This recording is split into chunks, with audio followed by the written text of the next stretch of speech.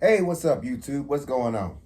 So today we're kind of doing a follow-up video to the last video I posted of why do you have crumbs in your locks? Well, this is how we don't get crumbs in our locks, no infestation, no bugs, no nothing else. We make sure that we go through a proper regimen from start to finish. When I start my locks, I like to use a starter lock set of comb coils. Comb coils is just you taking that 1-inch barber comb or whatever type of comb you're going to use and combing that curl pattern together. Unlike two-strand twisting where you have to take the two hairs, make them a strand, and then twist them together. So you're kind of forcing something like the braids, like an overlay technique. I don't want to do all that. I want the hair to kind of stay in its comfort zone because the hair grows in a spiral and grows up out of the scalp every 30 days. You go half an inch to a full inch every 30 days. So if the hair is growing like a spiral, and all I have to do is take the comb and continue the spiral, but just make it in more of a part type situation where hence the part to log ratio comes into effect, then of course the hair is going to stay in its natural comfort zone. You're not taking the hair out of nothing. So when you shampoo it, if you don't give it too much of a rigorous shampoo, then of course the locks are going to stay. Well, I'm talking about all of that now, but I'm going to prove all of that in this video. This video is showing people starting with starter locks, coming in after a shampoo, what the hair looks like after the first shampoo, and then going into their retwist in the beginning phases of what starter locking is. A lot of people are afraid of that beginning phase because all they focus on is being ugly.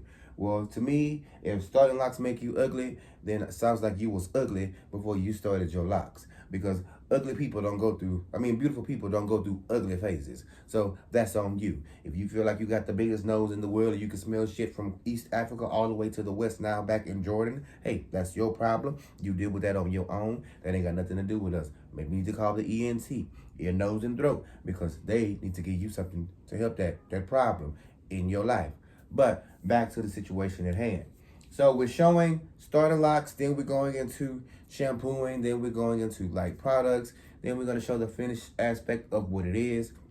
You also see a little simplicity of clip placement in this thing too. You're going to see a whole lot. So for you stylists and those people that are out here telling folks don't shampoo, this video is about to piss you off, because this is about to show you how my locks progress from month 1 to year 4 and 5, and my clients look amazing. So it's up to you to want to take heed or not. Again, I'm just here with information. I'm not here to drill you and make you do anything you don't want to do. I just want to show you some things so that we can stop a lot of this stuff that's going on in the industry, in these streets. We can cut this shit out because it's horrible. I don't like it. So here we go on eliminating crumbs in your goddamn hair. So watch and let's see. Now here she is. She got her comb coils to start her locks. And again, the only thing I used after the shampoo and deep conditioning process was a lock and curl, saturated the hair with the use of the 1-inch barber comb, understanding the size locks that she wanted, and this was her outcome. Now this is after a shampoo, and yes, it get real. When the last time you shampooed your hair? A month ago. A month ago? Mm-hmm. And who did it? You did it, I did it? You did it. And before you guys started locks, how often were you shampooing? Every 2 or 3 weeks. Oh, okay. And your conditioner? Same. Same? Mm-hmm. How long you let it sit? Conditioner, 5-10 minutes. Okay. Mm-hmm. Now this is another young lady. She started her locks 2 months ago, so this is actually her second retwist. And again, she's still getting shampooed and conditioner. Same regimen: oat protein henna, honey cream moisture shampoo, as well as the stimulation. And I let it sit on for a bit. So I recorded the entire session of her getting shampoo, so I wanted you to watch and take heed that I'm actually getting in there, busting it down, making sure that scalp clean. A healthy foundation is exactly what that is, a healthy foundation. You do not want to start locks and have crummy scalps, build up, flakage, and all of that type of things that's going on in the beginning, because those things stay in your locks. It gets trapped inside of the locks, hence the aspect of tangled hair. Your hair will tangle normally, but it's for a protection method. Now we're using the tangle method as a style technique.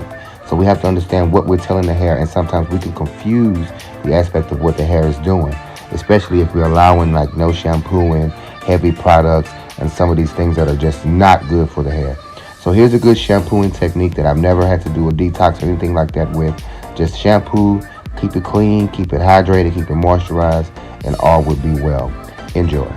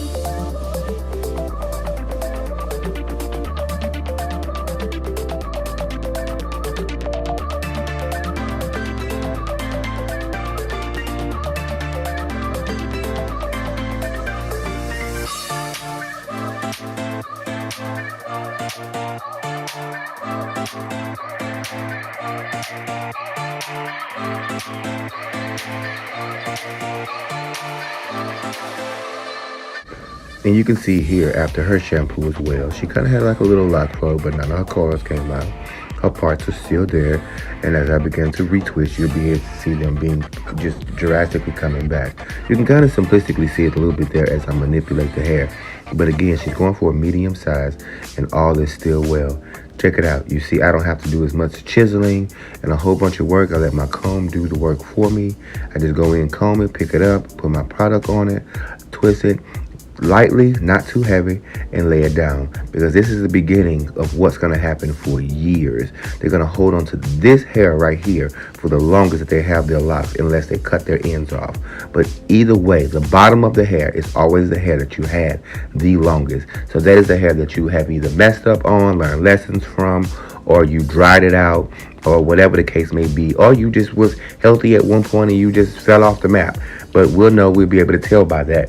But again, this is the longest hair you would have ever had on your head, this part right here. So this is the most important and vital part to me.